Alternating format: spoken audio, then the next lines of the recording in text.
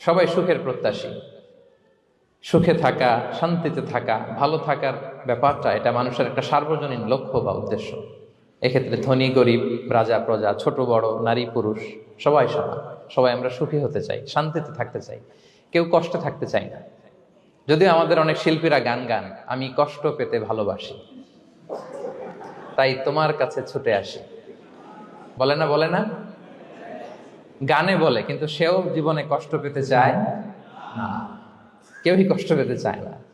এটা গান মেলানোর জন্য বলেছে যে আমি কষ্ট পেতে ভালোবাসি, তো আসলেই কেউই কষ্টে থাকতে চায় না। সবাই আমরা সুখী হতে চাই। কি হতে চাই? কেউই কষ্টে থাকতে চাই না।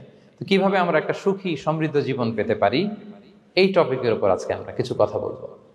কোরআন আমাদেরকে কি গাইডলাইন দিয়েছে, ইসলাম আমাদেরকে কি জানিয়েছে, কিভাবে চললে আমরা এই পৃথিবীতে সুখে থাকতে পারি এবং জান্নাতেও আনন্দে থাকতে পারি, এটা জানার দরকার আছে।